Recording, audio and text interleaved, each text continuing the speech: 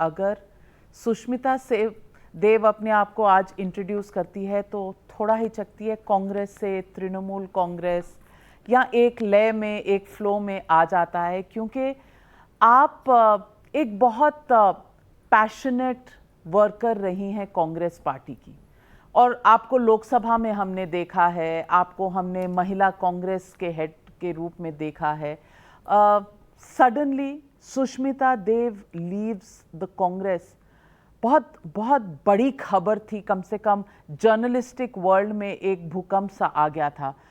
आप ये सोच समझकर आपने किया है, कितनी देर से ये सोच रही थी और ये कैसे हुआ? नाविका जी, पहली बात तो बहुत दिनों बाद आपके स्टूडियो में आने का मौका मिला, एक नया एक्सपीरियंस रहेगा। सबसे पहली बात, कोई भी निर्णय हो, कोई भी इंसान जब लेता है अपने ज़िंदगी के भविष्य को लेकर, सोच समझ के ही लेता है, और सोचने के बाद ही मैंने ये निर्णय लिया है। हाँ, सवाल जो बार बार उठ रहा है, सिर्फ आप नहीं पूछ रहे बट काफ़ी सारे लोग पूछ रहे हैं कि आपने ये निर्णय क्यों लिया। मैं इस सवाल का जवाब एक नए तरीके से देना चाहूँगी कि पहली बात तो मैंने ये निर्णय क्यों, किन कारणों की वजह से नहीं लिया, इसमें बहुत महत्वपूर्ण है।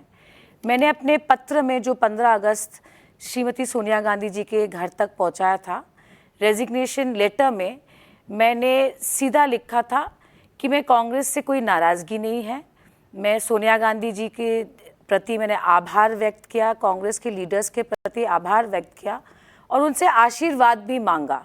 सो मेरे छोड़ने का कारण कोई नाराज़गी नहीं है, कोई गुस्सा नहीं है, ऐसा नहीं है कि मैंने कुछ मांगा था और मुझे नहीं मिला, पर कुछ निर्णय ऐसे होते हैं जो अपने लिए मैंने ज़रूरी समझा और मैंने किया, और मैंने कोशिश की कि किसी का अपमान ना करके, अपने आइडियोलॉजी को कॉम्प्रोमाइज़ ना करके ये निर्णय मैंने लिया है, and I am at peace with this decision. Sushmita Dev ji, बहुत अच्छी बात है कि आपने नाराज़गी से नहीं छोड़ा, पर कहीं ना कहीं इंसान जब एक ऐसा फैसला लेता है कि एक रास्ते पे जा रहा हो और उस रास्ते को बदलकर अपने जिसको परिवार माना उसको छोड़कर एक दूसरे परिवार में आप शामिल हो रही थी, तो कारण तो कोई ना कोई रहा ही होगा। ये मैं मानने के लिए तैयार नहीं हूँ और शायद जनता भी नहीं मानेगी कि बिना किसी कारण के आपने एक दिन सुबह उठ के सोचा कि मैं सोनिया जी का आशीर्वाद ले लेती हूँ और ममता जी के परिवार में शामिल हो जाती हूँ। मैंने बिल्कुल ये नहीं कहा कि कोई कारण नहीं था, पर मैंने कहा उसका कारण नाराज़गी, डिसअपॉइंटमेंट, या ऐसा नहीं कि कांग्रेस पार्टी ने मेरे साथ कुछ खराब किया। पर एक चीज़ मैं कहना चाहूँगी, और इससे ज़्यादा इस विषय पर बात करना मुझे अच्छा भी नहीं लगेगा। देखिए, राजनीति कई स्तरों पे होता है, राज्य के स्तर पे होता है, नेशनल लेवल पे होता है, फिर आप देखिए अपने लोकल कॉन्स्टिट्यूएंसी के लेवल पे होता है। एक उदाहरणवश हाल ही में जब वेस्ट बंगाल में विधानसभा के चुनाव हुए, उसमें कांग्रेस वर्सेस तृणमूल की लड़ाई हुई, कांग्रेस 0 पे गई, पर आज श्रीमती सोनिया गांधी जी और ममता बनर्जी जी दोनों मिलकर एक तैयारी कर रहे हैं 24 के लिए। सो पॉलिटिक्स में लड़ाई होती है, पॉलिटिक्स में बहुत सारे निर्णय लिया जाता है for a better cause, for a greater cause, और कारण बिल्कुल ही नाराज़गी नहीं है।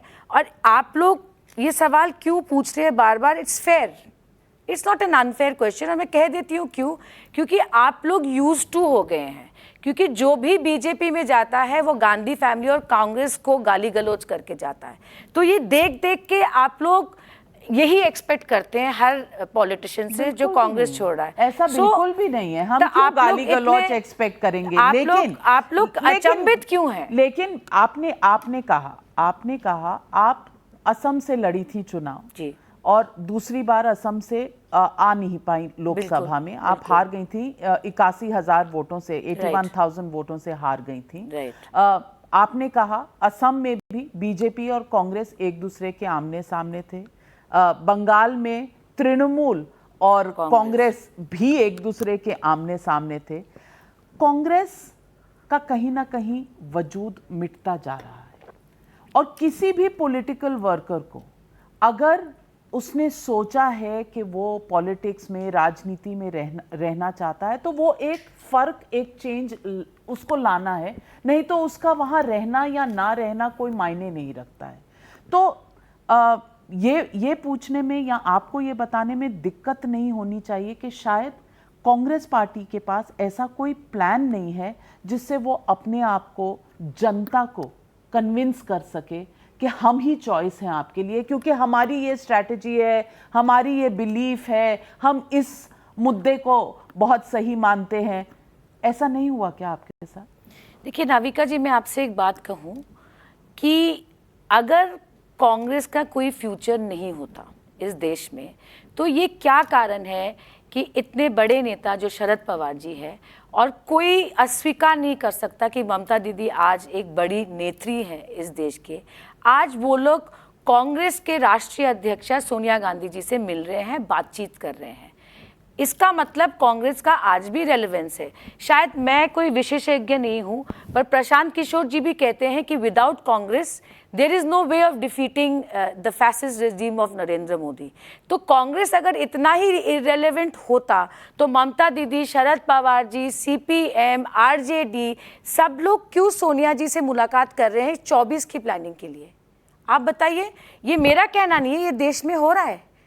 Today there is absolutely no way you can present an alternative to the BJP without the Congress, and there is no doubt about it. और सुष्मिता देव छोड़ गई है क्योंकि कांग्रेस का कोई, सुष्मिता देव के एक छोटी कार्यकर्ता है और कांग्रेस एक नेशनल पार्टी है। जितिन प्रसाद भी छोटे कार्यकर्ता हैं, ज्योतिरादित्य सिंधिया भी छोटे कार्यकर्ता थे, सचिन पायलट भी छोटे कार्यकर्ता हैं। उनके साथ जो हो रहा है वो सबके सामने है। हेमंत बिस्वा शर्मा भी छोटे कार्यकर्ता थे और उन्होंने सार्वजनिक तौर पर ये कहा कि राहुल गांधी जी के पास अपने कुत्ते पिद्दी के बिस्किट खिलाने से ज़्यादा इम्पोर्टेंट शायद कोई काम नहीं था कि वो किसी भी राज्य के लीडर की बात सुन सके। ये सब छोटे लीडर कांग्रेस छोड़कर आए हैं पिछले कुछ ही सालों में, और कुछ तो बहुत रिसेंटली।